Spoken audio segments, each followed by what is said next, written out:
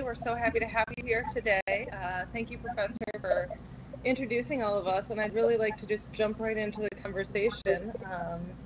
We do have Jess and Laurel online, so you can't see them, but they will be speaking, and you can ask them questions.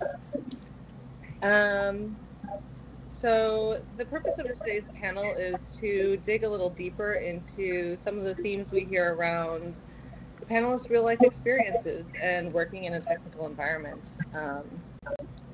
On that note, I'd love to have each of the panelists go through and give a short intro of their name and just a basic overview of what they do and what they work on.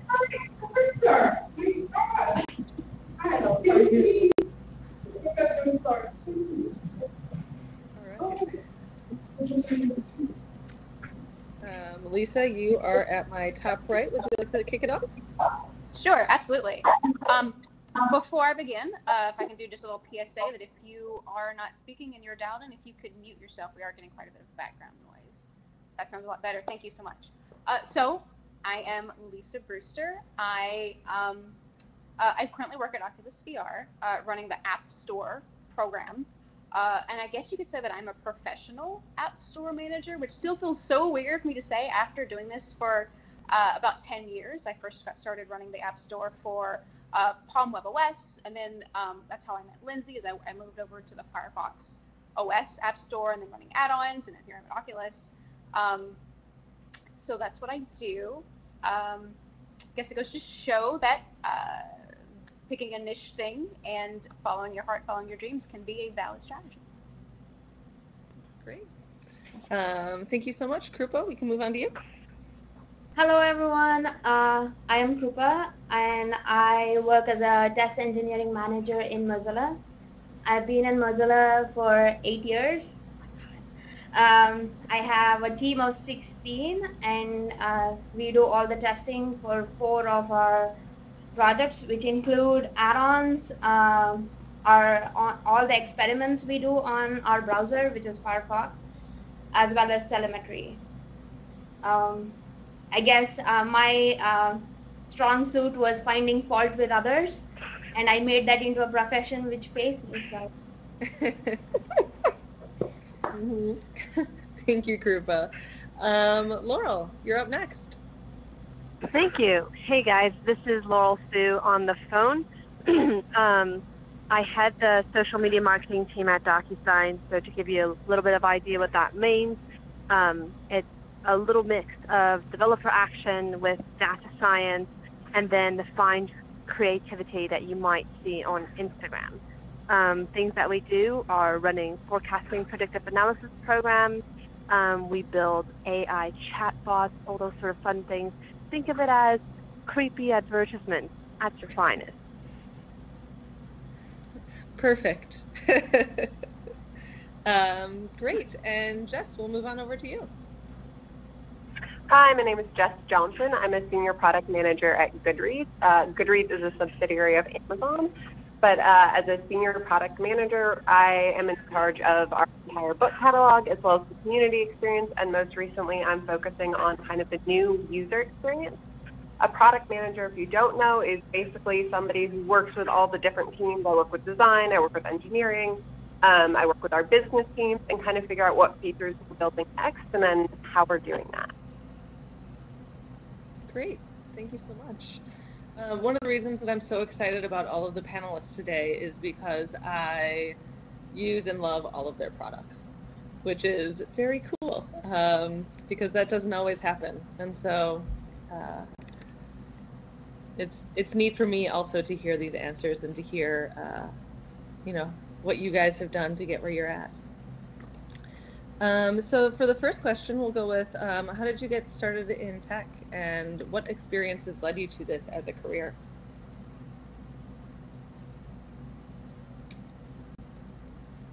We can go backwards through the line. Jess, would you like to start us out with that one? Sure. So in college, I was actually an English major, which works quite with my current job, but hasn't always been the case.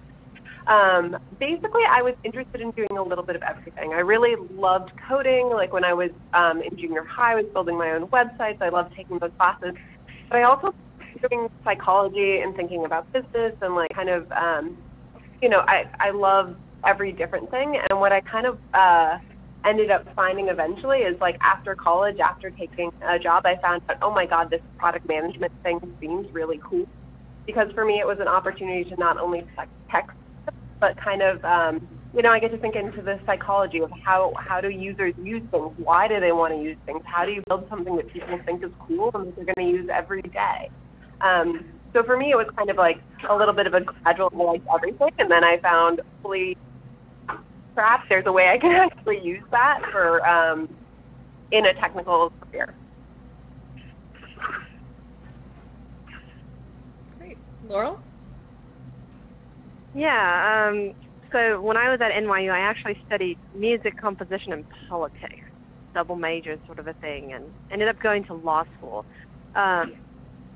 Obviously, I'm no longer a lawyer or in any form of quantitative political field. It was one of those early midlife crises where, dropped out of a litigation, moved to the Middle East to start a new life and find new love. And then, ironically, one of the consulting companies that I had worked with was actually consulting with Snapchat in its early stages. And that's kind of how I started an interest in market segmentation and really digging into customer behavior and finding ways to target people and getting them interested in a specific type of products. Great. Rupa? So I did my engineering in electrical and electronics, and like most women who have spoken previously, I don't do anything associated with what I actually studied. But I come from a family of teachers and editors, and so it's easy for me to. So testing is basically where you look at a product and say, how can we make this better, or like the things we are shipping, is it up to the quality we expect it to be at? So having that background of, I was also the editor of our college magazine, so having that, like being that person who is responsible in many ways of the quality of the things we ship for was something I was used to growing up as well. So I think it dovetailed nicely into a career in testing. Great. Lisa? So my path is definitely not a straight path at all. I knew from a very early age that I wanted to do something with technology and computers, but I didn't know what, and I couldn't even convince my parents to buy me a computer until I was in high school, so I had no idea what I would even need one for. But going through, like, when you're in high school and you talk to your advisor, I told my advisors I enjoy computers and I enjoy psychology, just like understanding how people think. The advisor told me, okay, you can go to college for computer science or you can go to college for psychology. Those are my options.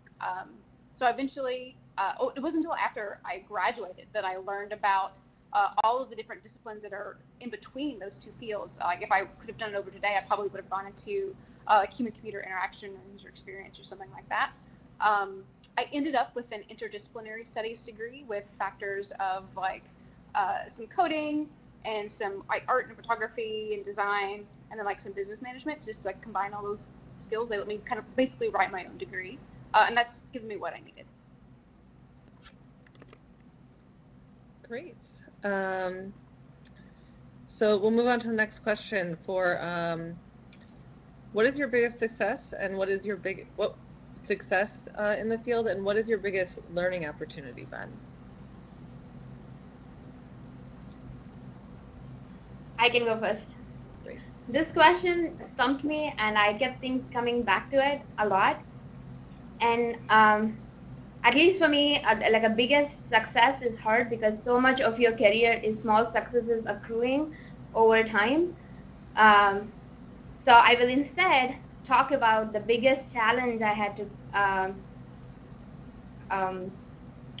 to face, and that was also the biggest learning opportunity. And I think that so far in my career, it is the thing I'm the proudest of. So right now I manage a team of 16, but when I moved into management, I noticed that there was a person in our team this was a team I inherited. So these were not people I chose to manage. This was something which was given to me. And I noticed that this person who was very sociable, very well liked by people that person didn't work with, was not actually performing at the standards we usually expect people to work at. So I had to make the really hard choice of letting that person go. And so many of the successes we talk about is like things which are like fun and like exciting, but some of the hardest things we end up doing are actually the right things, but they suck. So letting that person go for the good of the whole team probably was the hardest and the best thing I've done so far. I have a follow-up question. How has that affected the team, or how has the team been performing with the lack of that person?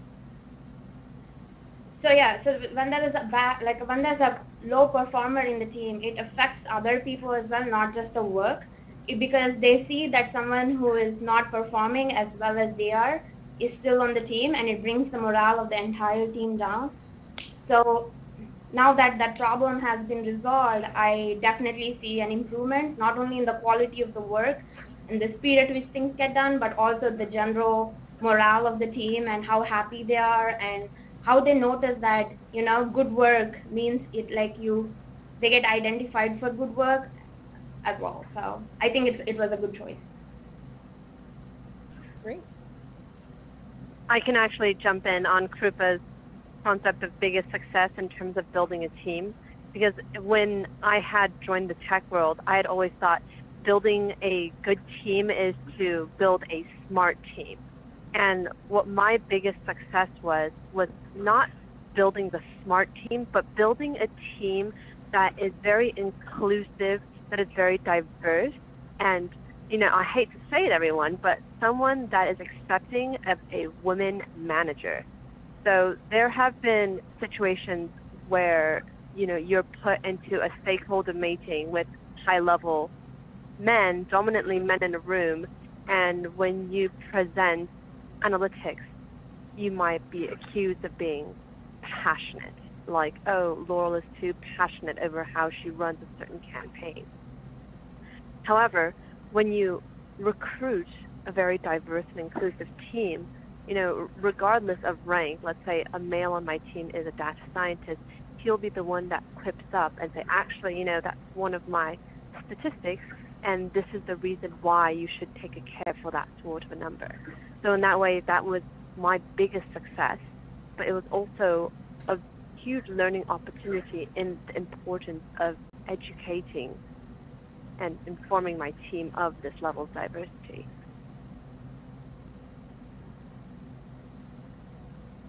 Great. Thank you so much for sharing that, Laurel. Lisa? Sure. So I can pivot on the point of diversity. It's not only well, okay. I've already started saying it, so I have to finish saying it, but there's diversity of backgrounds that are also important to consider, as well as race and gender and all the other protected categories. So a little bit more about me. I grew up on a small farm in a small town in Arkansas.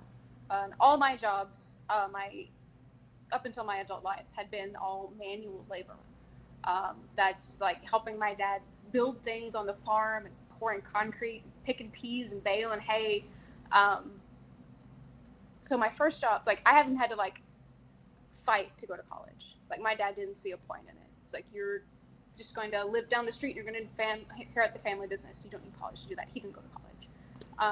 And I was no, this is important for me. I see a vision. There's things I want to do here. So I had to fight my way to go to college. So that was hugely important. Then out of college, I learned about a job through a connection with a friend. It was working help desk for a company that makes medication dispensing systems that go in hospitals. So it's a highly specialized and technical role, but it's still help desk. And that job meant everything to me, because I remember day one walking in, I was I now work in an office. I'm not gonna go home dirty today. I've made it. Just that was enough. And of course, there's so much more to actually being successful and climbing the ladder. But that was a huge turning point for me. Just to I've overcome my background and my inertia to come and join this other industry. And this industry has welcomed me. So that was my biggest success. That's really great. I've known you for a little while now, and I've never heard that story, and I've only known you as a very professional person that I've been working with, and so it's nice to hear a little bit about that background. Oh yeah, give me 2 beers and get me on the phone with my mom, and you'll hear a whole different. Great. Jess, can we have you finish up the question? Sure. I feel like I picked a bad one to go last on. Everyone has had such a great answer. There's a lot I loved about everyone's answer. Krupa, I totally agree about the small successes. A lot of my wins are based in like, oh, I 5x this metric. Oh, you uplifted it by X%. And I agreed what I believe Laurel was saying about diversity as well has been a big thing. I guess the biggest thing I'd kind of highlight for me is getting to my position. I started kind of similar, I guess, to Lisa in a support role. Like the first thing I did after college was I was answering emails at Google, and I was like, why on earth did I ever do this? This is the worst job for me. But at the same time, I saw this product thing, and I was like, that seems like a really cool job. How do I get to doing that? And I spent years and had people kind of tell me I couldn't, and I didn't. And for a long time, I kind of let that get to me. So I think both my biggest success and my biggest learning experience was when I said, hey, that's not okay. I can push myself. I can learn to do more, and I can do more. And especially like in the last year or two, I've had a lot of people come up to me and go like, how did you get good at product? Like, is this something I ever could do?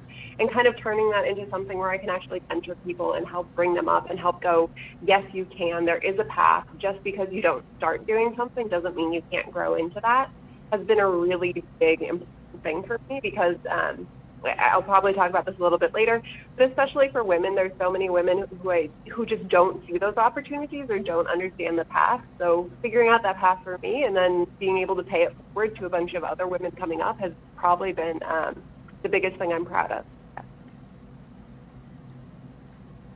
Great. Thank you so much all for sharing. And Jess, I completely agree with you with empowering and making sure that the people around you are also empowered. I think that's really important and a great message for everybody. All right, we're going to get a little bit into it. The next question is, do I need to act like a man to be a successful woman in tech? And have you ever tried to connect on a level that made you a little bit uncomfortable in that situation? So I didn't think of an example of like when I try to connect when I was uncomfortable, but I do strongly think that no, you do not have to act like a man. It's actually the opposite. Men need to act more like women. So something that I've heard a lot throughout my career is to avoid like weak language, like I think, and like don't like sell yourself short and like be more assertive and be more confident. But the truth is actually maybe that you're not 100% sure. Very few people should be 100% sure. So when we're having discussions about like what's the direction we need to take and nobody really knows, be honest with what you think is the truth, unless you have data to back it up. Because when people are like missing the truth and they're stating their opinions is undisputed fact.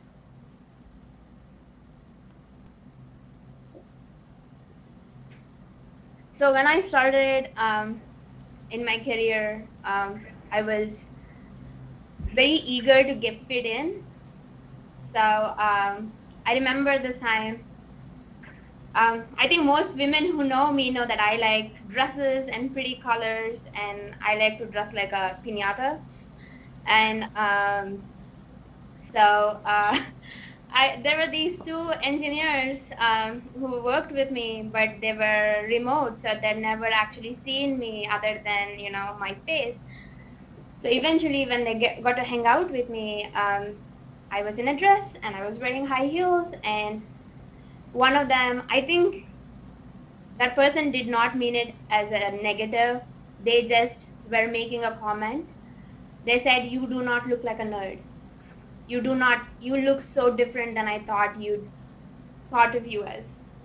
And that bothered me so much that the next almost like a year, I got rid of all my fancy footwear, I wore sneakers, I wore t-shirts, and I tried to fit in, and I was miserable because it was not me. And I guess after a while, I got enough confidence to be like, I don't care what you think a nerd should look like. But then we all do that. We all try to fit in different ways. And over time, I think we accrue enough confidence to be like, not care as much.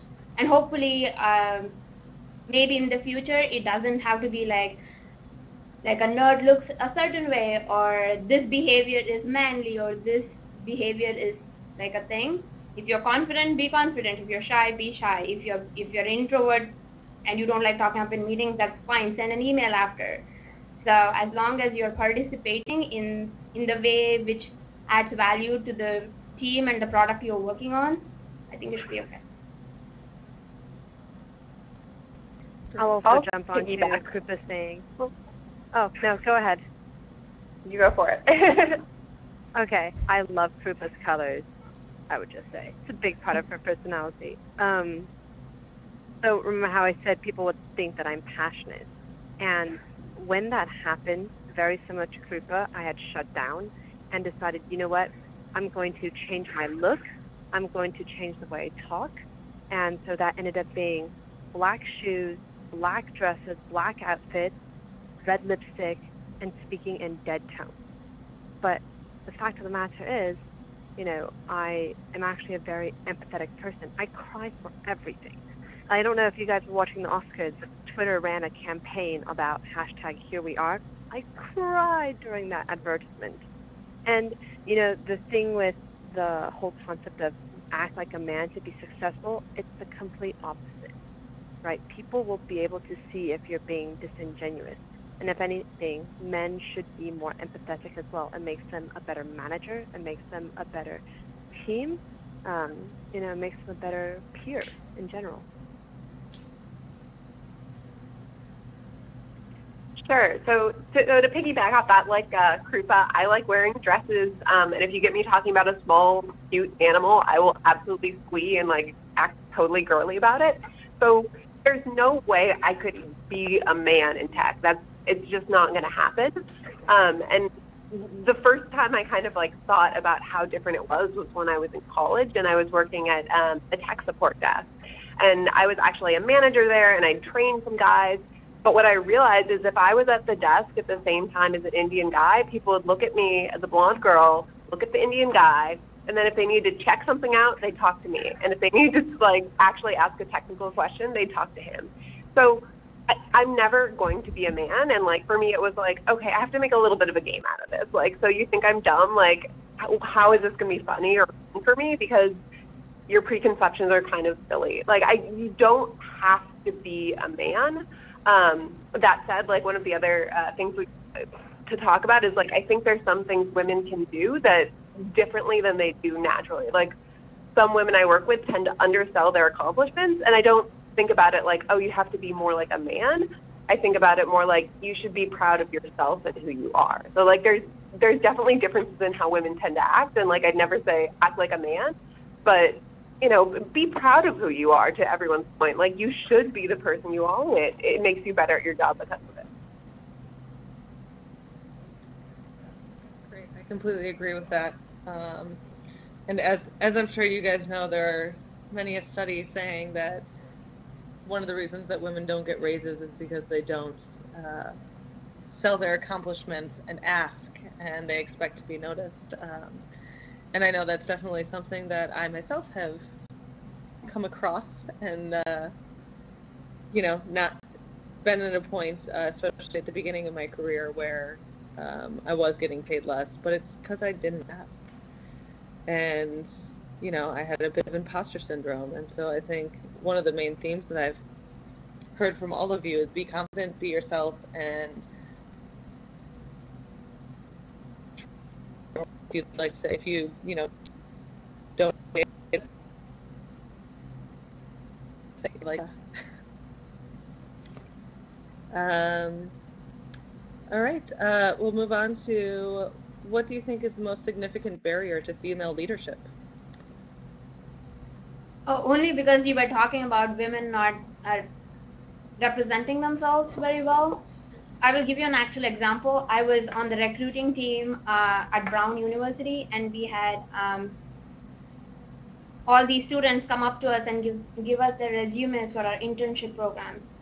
And when you read all these reviews about women not speaking up and being more, you know, they're quiet, they don't they're not confident. And I was like, what are you talking about? Look at the women around me. They're all super confident. We tend to dominate any meeting we're in. I was always confused by that thing where, girls are shy.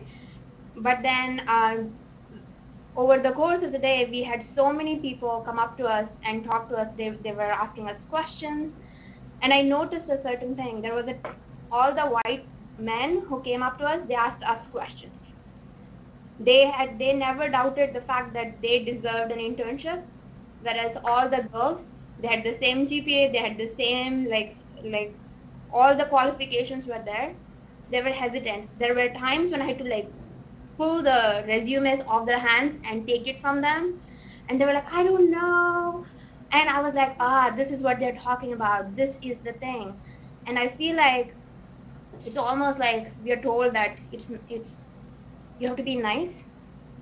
And yes, you have to be nice, but sometimes there is a confusion of meekness it's equalized to niceness. And you can be nice and confident, and it is not like mutually exclusive qualities. So I think that so much of it is just showing up for yourself. You don't have to dominate everything. You just have to be like, hey, here I am, look at me, I am all right, kind of thing. I totally agree with what Krupa is saying. I mentioned earlier I do mentoring, and one of my favorite parts of mentoring is just repeating back women's accomplishments to them. So an example is somebody who was trying to get into product. She was like, oh, I have this company, I kind of do this little marketing thing. And then I dug into it with her, and she was like, she had built a 6-figure business, and she didn't talk about it that way. Or like just yesterday, I was meeting with another woman who's struggling to get a job in product. And I looked at her resume, I was like, oh, this is okay. But then I sat with her and I talked with her in person, and she's like, oh yeah, I managed growth at a startup and we're getting 100,000 people a day. And she never put that on her resume. And I just found this so funny, because objectively I was like, this is amazing. You did this amazing stuff, and you're completely forgetting to mention it. Or you're saying, well, it wasn't just me. It was a team effort. And I find that so different. So one of the exercises I have women go through, and that I actually went through, is kind of like thinking through your answers and thinking through your resume as if a white man wrote it. And the most extreme example actually I had to get called out on was I had a senior woman say, print out your resume, cross out your name, write John Smith at the top, and read it back to yourself and see what you wrote. And until I did that, I used words like foster and nurture for describing how I interact with engineering teams. And they're true words, yet I do foster a sense of team that helps us move faster and execute on our goals. But that's really hard for somebody to kind of digest when I'm being compared to a man who just says, I reached this goal, I did this thing, I accomplished that. It's a very different approach to resume writing. So I think a lot is claiming those accomplishments and how you kind of present what you did in a way that really puts you on a level playing field with other people who might be applying for the same job. Yeah, the quick trick to that, to piggyback on what Jess was saying, was to actually tell girls to talk about your accomplishments as if you are introducing your best friend.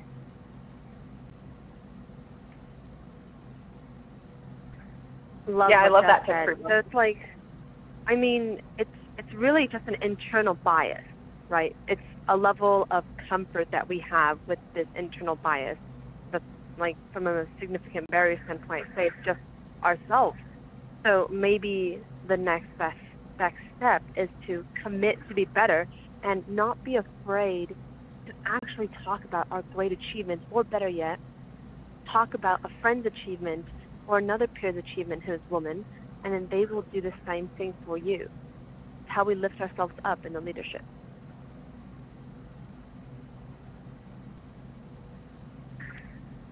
Great. And then to wrap up before we open the field to questions, what advice would you have for someone who's looking to grow their career in technology and someone who's looking to find their path in technology in the current world that we're in?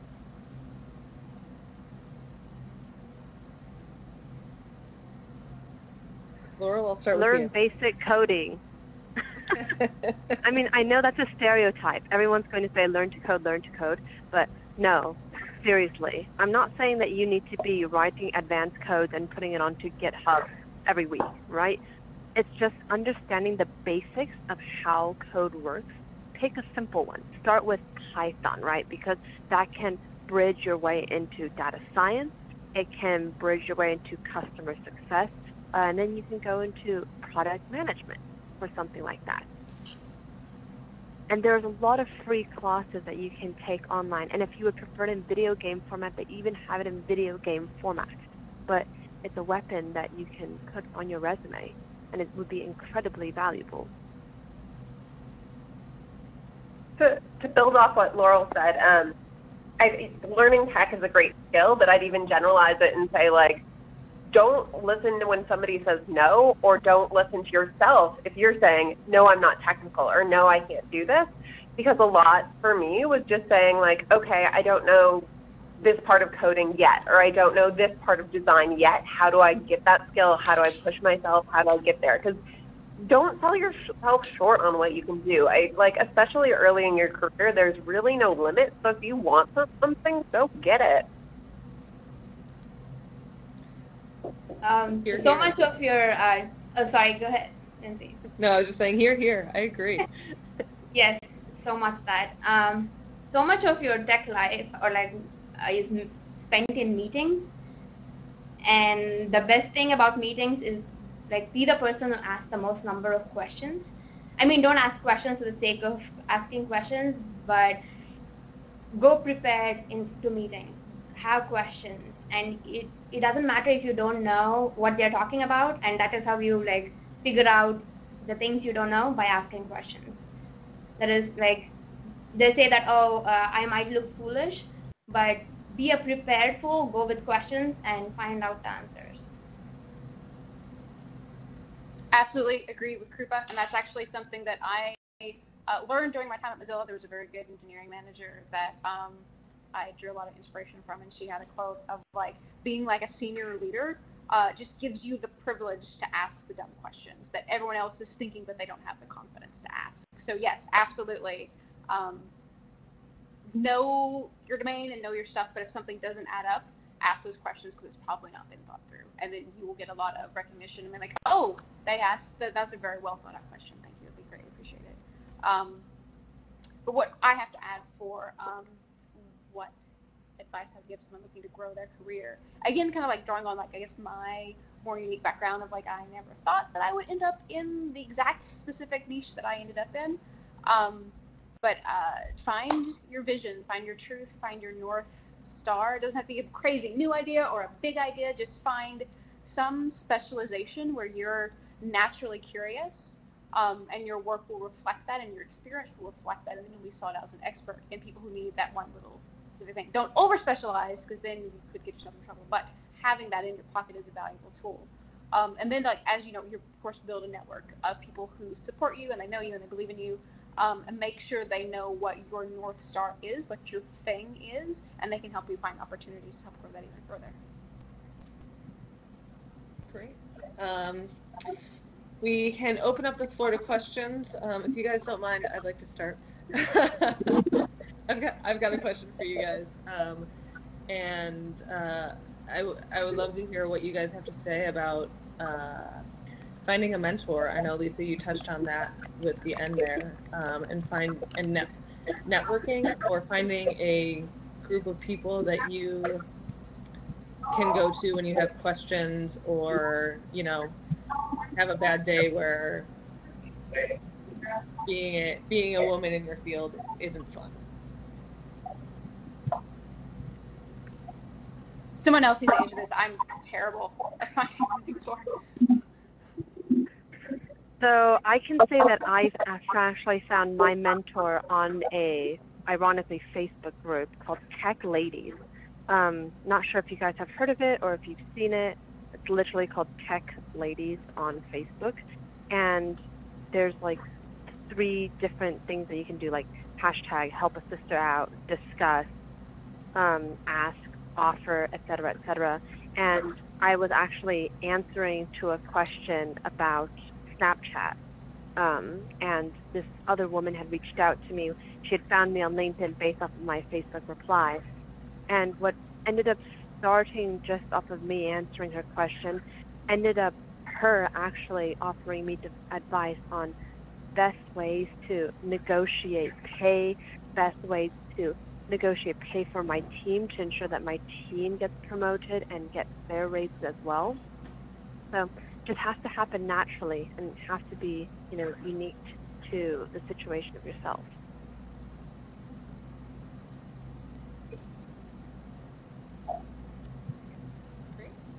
I'll go ahead. So I've been, I'm getting a little echo. Can someone mute? Perfect, thank you. So for me, I'm in a lot of different groups. I went through a really rough time in a previous job when I was dealing with a manager who had some tendencies, and like I went through a while of going, oh, am I crazy? And for me, what actually helped was not finding a single mentor, but actually finding kind of a community of practice and kind of like circles of women actually around the same points in their careers. And actually find that really helps because it's great if you can find a woman who's like further up and who knows more, but especially like in some of these roles, like there's fewer women at higher levels. So sometimes it's easier to find like circles and groups. I happened to find some in some women in product communities. I went to some meetups, I started meeting people, and like, even though I started meeting these people 2, 3, 4 years ago, I'm still close and will like do dinner with them once a month, or like if I'm looking for a job, if I have a question about a resume, like I have a network of people I can tap into who have gone through similar situations and can really help me out. So for me, it's less about finding like one person who's a magical mentor and more about finding a group of people who I can kind of share experience with and talk about careers with about in the same place.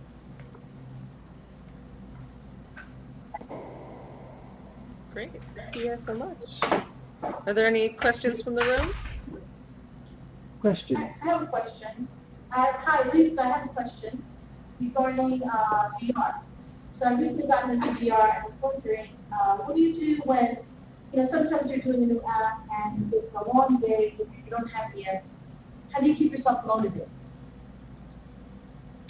Is someone able to translate? Leslie, do you hear that better? There's so much echo in the room, I'm having trouble hearing the question.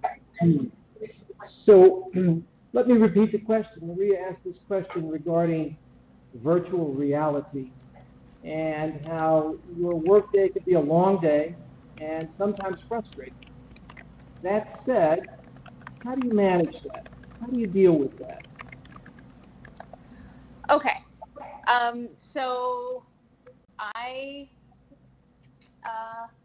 there's a lot of different things I can say about this. So,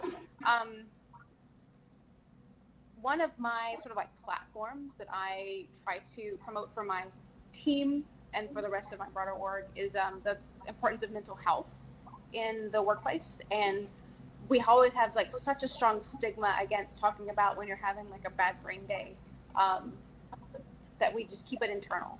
And I try to like be the one who is removing that stigma. Just as like it should be no more shameful than just saying that you've got a stomach bug if your brain is just not working very well, or if you have longer term problems. And like whatever you need to. So like one part is like addressing like, hey, like I'm in a like mental space right now that I'm not able to process at my top capacity. I need some time to work this out. One, recognizing that, and two is what you actually do.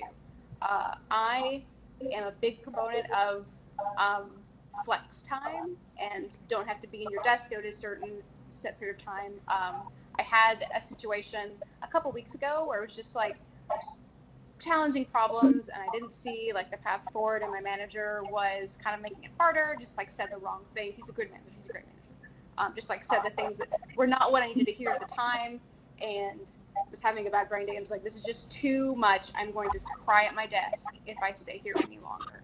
Raise your hand if you cried at your desk. In the bathroom, we've all done it.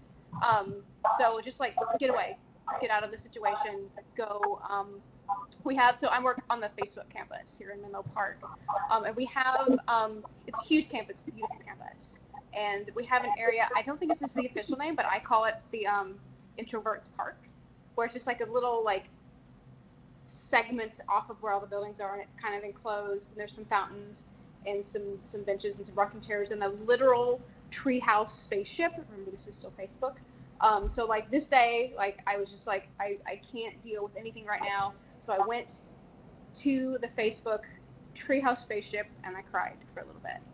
Just to like get those feelings out, get those emotions out. Meditation also helps. So just to like focus on identify what am I feeling, and identify it and name it. And that helps you learn how to process. It's because sometimes you just get so tangled up of like, I don't know why I'm so upset. I don't know what to do about this. And once you can like process and name things, take that space, take that time to be able to do so.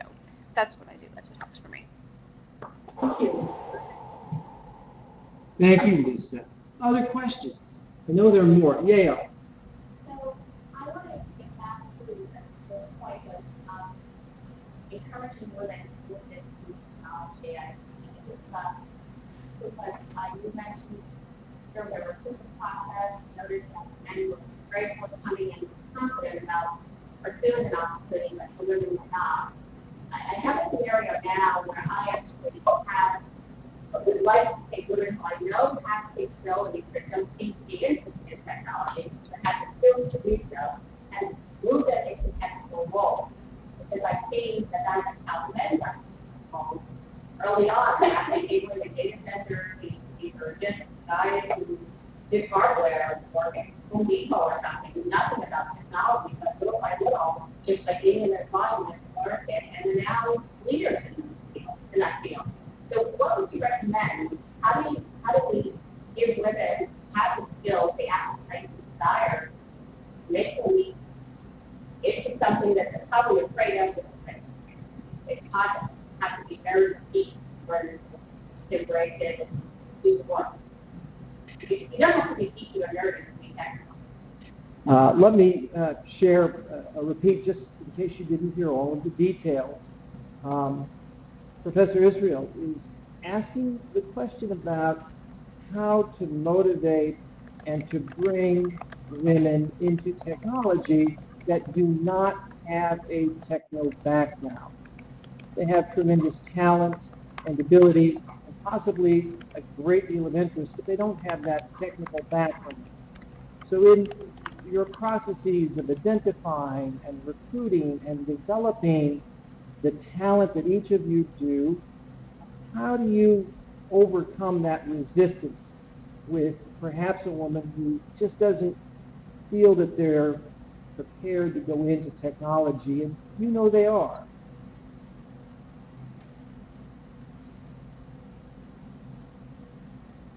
I'll try a stab.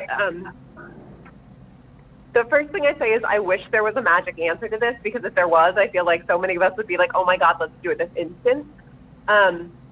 Personally, a couple things I do, or like one, I make a huge commitment to mentoring. And that means, yes, I do mentor some men, but especially for women, especially for people of color, making time to talk to them. The second thing I want to say is like coming back to like what Laurel said about learning technology is one of the things I really noticed coming from like a non-technical background, or at least not traditionally technical, was there'll be a lot of people who just say, I'm not technical. And it's perceived as like this innate personality characteristic as opposed to something you can learn. So for me, a big thing is really helping people shift that mindset and going like, okay, you may not have this skill yet, but it's a totally achievable skill. Like Tracy Chu, who's a designer at Facebook, I think does a really great essay on imposter syndrome that I totally recommend people Google, because she talks about when she first was taking CS classes, how she thought she was so bad because it took her so much longer than it took everybody else. And like what really helps me, and I think what helps a lot of people, is realizing that showing up every day, putting in that effort and working towards it really, really helps people become technical, and it's not something you're born with.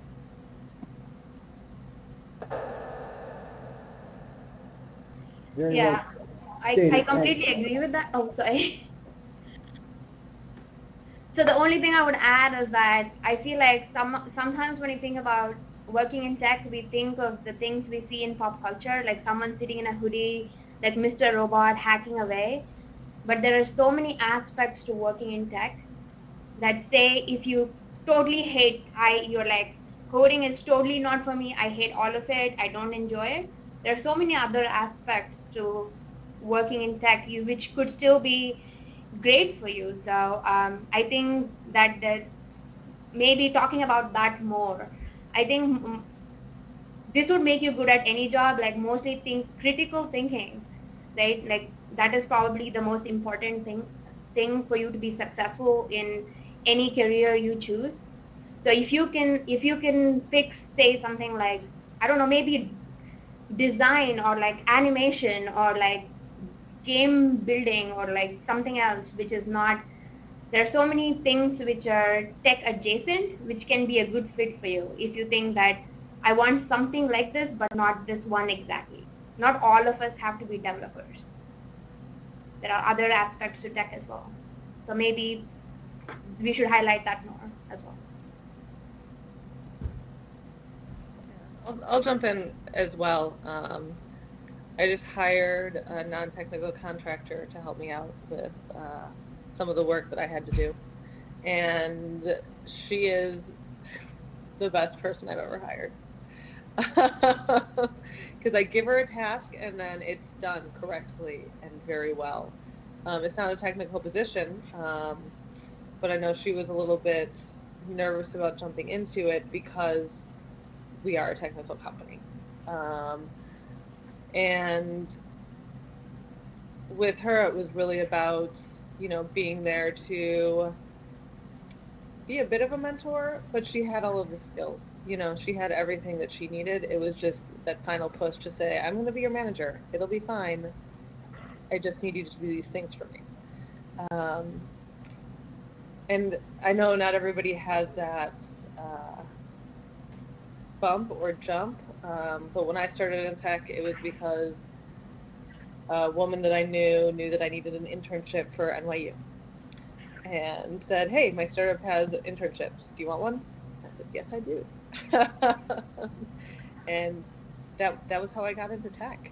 It was, completely unintentional on my part. And I think a lot of it is about being open to the opportunities that come to you.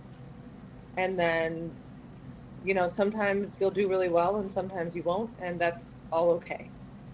And just making sure that people know that that's all right. And I have taken coding classes because everybody on here is correct. I know it's hard to say, hey, you're in school, now you need more school. But once I started getting deeper into a technical world, I took classes at our local community college just so that I could have the, oh, this is what you do type of thing. I could never do any of the coding that any of our engineers do. Absolutely not. But I have a base understanding of what they do now. I mean, and I feel like that has given me a level up and made me more cognizant of the work that's being done and how it's being done. And Lindsay, just to add on to that, I was hoping someone would bring up this point of like, so there's tech and then there's not tech, and we have like this vision of two different worlds. But actually, the people who can kind of live in between, who like understand enough about the technical stuff that they can translate it to non-technical people. I describe this as like, you can't write code, but you understand the engineer's jokes. That's a super powerful position because everyone has to go through you to understand, otherwise they can't talk to each other. And that's super common in even like super large companies. To be able to translate user needs and requirements and limitations and risks across in ways that technical and non-technical people can both like, I get it. Yeah, absolutely. And I feel like it's a super attainable position to be in, especially for everybody in this room. I mean, everybody who is listening and, is a speaker on this has accomplished so much. And so those are totally attainable goals.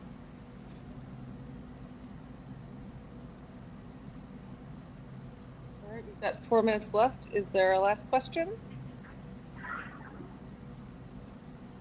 Okay, let me check the... The only question I have on the remote is asking more about flex time. So Lisa, I think that was probably during when you were talking about working in flex time, and that is how many people work in flex time and how common is that? So this is part of the culture that I have brought with me from my time at Mozilla. Of course, Mozilla being a global company, an almost entirely remote company, people work all around the world, and so we have to have like a very different kind of process versus like you're all in a building at the same time, and that's how you collaborate to get work done. And I think ultimately it results in a stronger output and work product because you have to be a little bit more rigorous about how you communicate. You have to write more things down versus like a hallway conversation and someone you kind of understand. You walk away feeling like you really understand, but if you haven't like written it down and defined it, then you really haven't. And then either nothing's going to actually happen, even though you feel like you made progress, or the wrong thing is going to happen.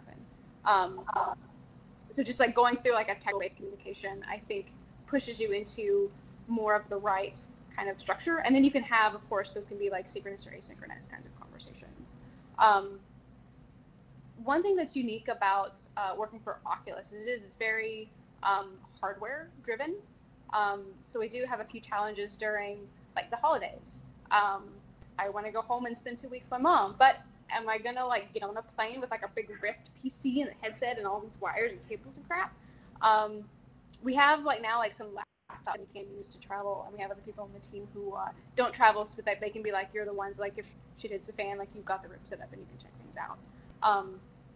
But like building like that kind of environment, it's something that's just important to me personally because I know that it really helps my work style. So if it's important to me, then I'm sure it's important to other people. So just something I can do with my privilege as a manager to be able to build that as part of my team's culture. So it's something I do try to support.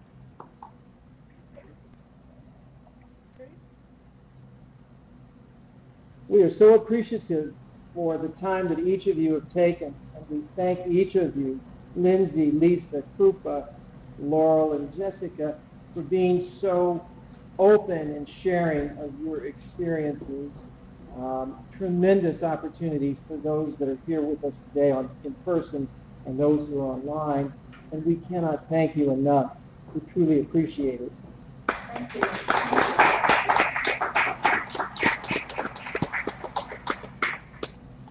Thank you guys Now so we're going to much. let each of you get back to your very busy jobs. We know you have things that are stacking up. Lindsay, did you want to say something? No, I was just going to say thank you guys so much to everybody in the room or who's working remote. You can feel free to keep adding any questions in, and I will answer them. Please do connect with us all if you would like to online on the internet.